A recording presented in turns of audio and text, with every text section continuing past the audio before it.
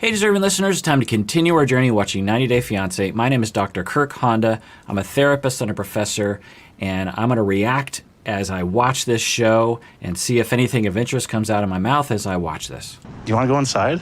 Yeah. Huh? Let's see. I come to Vegas because I need to talk Colt about relacionamento.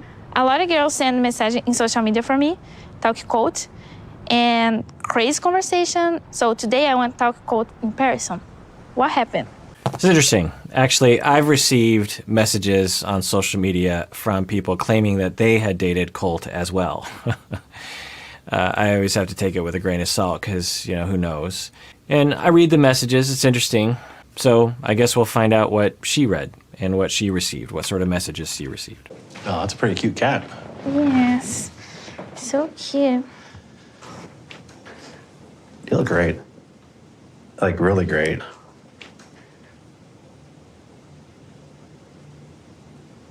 What exactly is bothering you right now? How's your You sent picture today?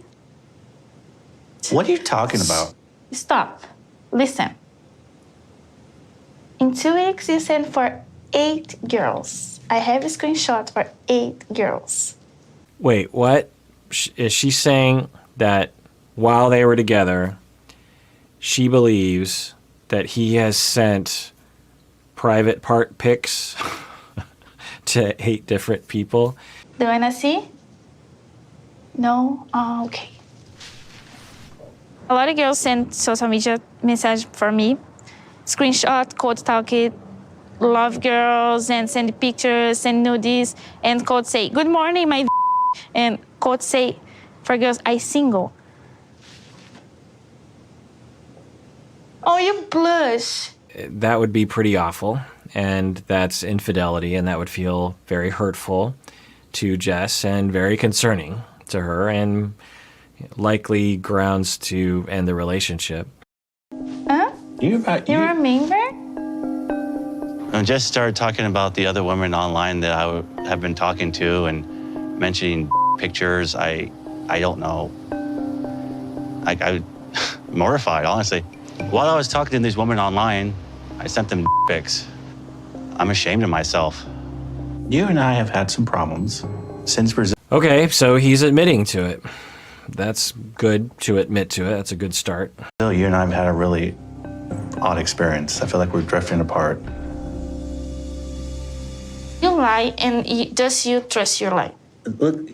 Look, you lie all the time. All right, I'm not exactly sure what's happening here, but it sounded like he was saying, yeah, I admit it, I did those things, but the reason why I did those things was because you and I have drifted apart now and then, and that's why I did it. I don't know, but from what we've seen on the show, they both believed that they were exclusive to each other. So it seems like a deception to me. At least she takes it as a deception. And if that is true, wow. So let me wrap my head around this because it's all happening so fast. Okay, so what she is saying is that he has been lying to her, not only about Vanessa, who is a friend, according to everybody, who knows, but she has also found out that he has been flirting with other women on social media, sending explicit pictures with several women, and she has Jess has had contact with, I think she said 8 or something like that, and who knows how many more women he's been communicating with. And he is essentially confirming that. So let me wrap my head around this one. So why would someone do that? I could only speculate upon speculations because the show doesn't give us enough information as to his personality. Is it psychopathy? Is it confusion? Is it desperation? Is it immaturity? Is it a sexual compulsion? Certainly that could be present. Is it all the above? I don't know. There's just no way to know, but that behavior is highly self-destructive. If you're trying to have a relationship with Jess, which according to what he's saying, he does want to have a relationship with her, why would you do something like that? It definitely shoots yourself in the foot, right? So maybe we'll find out. I lying. Stop. You believing you're lying. Just you, because you repeat, you forget you lied before. Colt, you have problems. You need a doctor.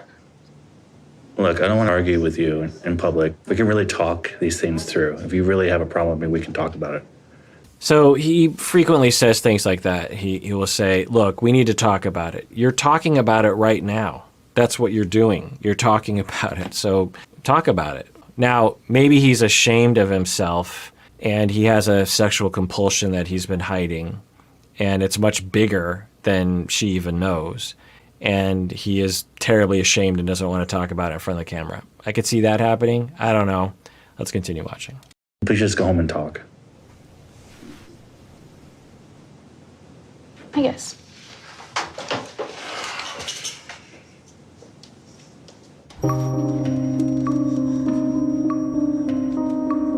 This is not how I wanted to have this conversation with Jess.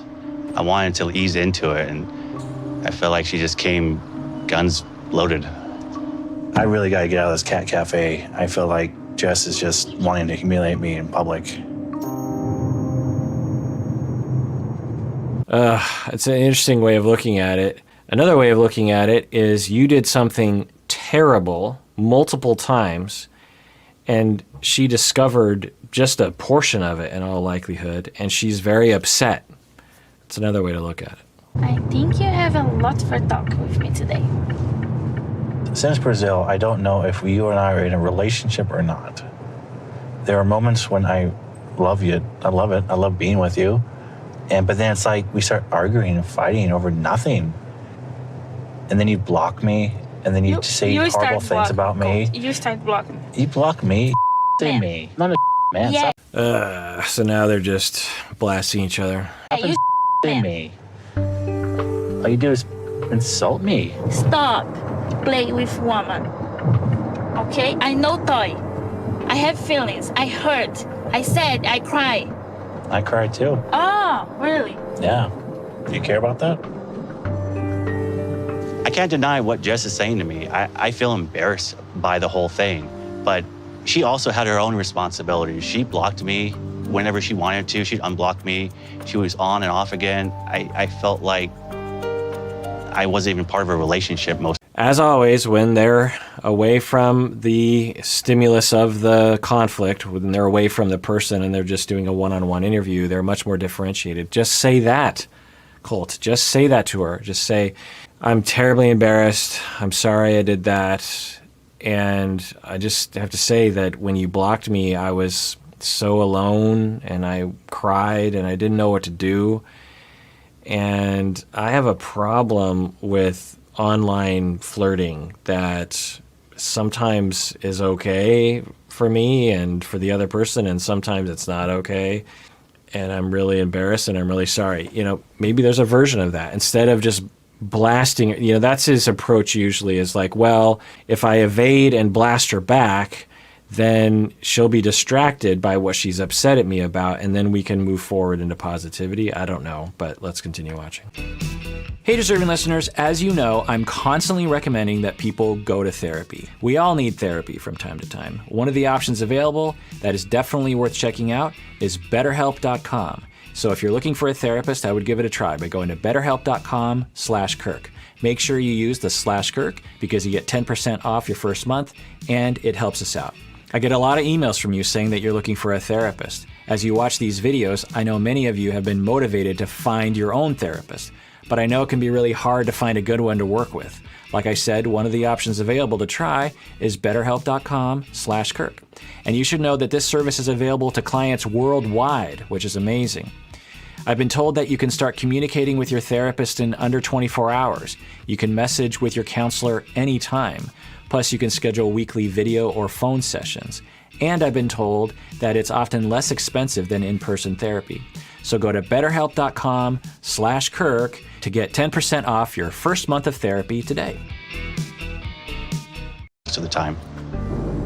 I don't know what your motivation is for coming out here, but you understand that we're going to my house now. I don't want to argue in front of my mother like that, not like the cat cafe. Why are you going home where your mom is there and Vanessa is there? Just park the car. You got a lot of stuff to talk about.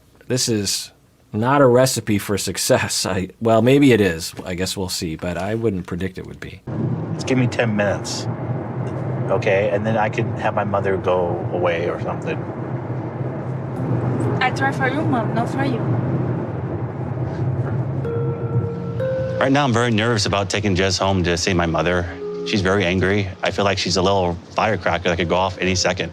And my mother is definitely not expecting this. So you hear that language? It's putting her into this like childish language. Oh, she's a little firecracker. She's going to go off at any minute. How about she's legitimately angry for you doing horrible things? Now, I want to be clear. I actually don't know what really happened.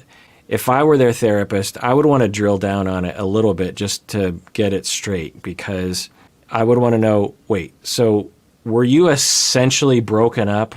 Do you two agree that you were broken up when you, Colt, were doing those things, flirting online with other people?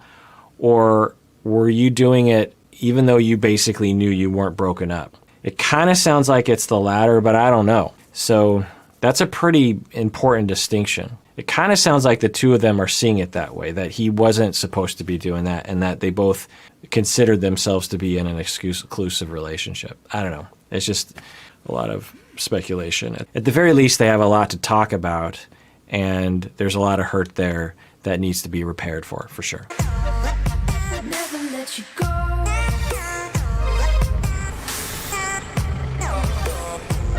Ever since Jess landed in Las Vegas, she's been on the warpath. I lied to Jess. I kept things from her.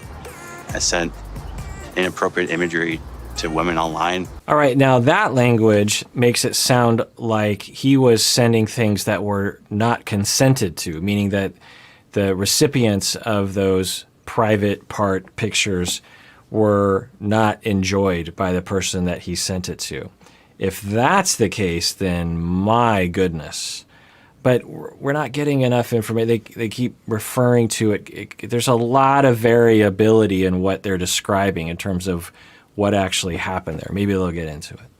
And Jess knew about it. I really had a plan. I wanted Jess to feel welcome. I wanted her to feel like she had a family in Vegas. It wasn't easy to convince my mother to welcome Jess in open arms. And now that she is, I'm bringing home a time bomb. I understand Jess is really pissed at me, but I'm hoping that just the presence of my mother will calm her down, and maybe we can just start talking. Hey, Mom, we're here. The presence of your mother will calm her down so you can start talking. Why would you think that would be true? Maybe it is true. Let's watch. Thanks for making the grapes and stuff. You're welcome. It looks really nice.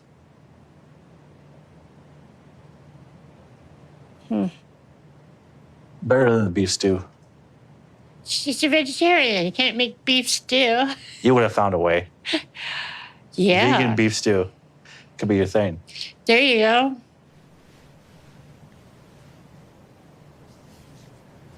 You're a really great actor. Hollywood needs Colt. Yes, Hollywood needs Colt. Right. So, yeah, introducing the mom into the situation didn't calm the situation down. Oh, why not? You love everybody. Just say hi. Good morning, my I love you. 8 girls in 1 month. I want the same you. Have 8 boys and send the same 8 boys you. I've been bad to you. I'm sorry for hurting you.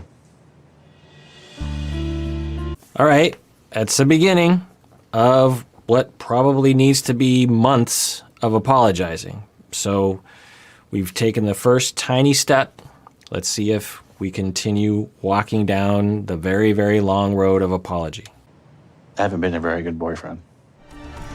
There's something else I need to come clean about.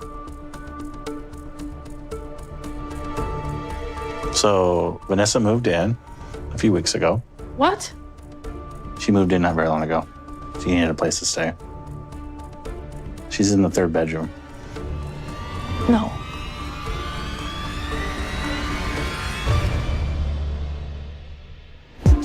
Next time on 90. Interesting. All right. Well, that does it for that episode of Psychology in Seattle. Everyone out there, please take care of yourself because you deserve it. You really, really do.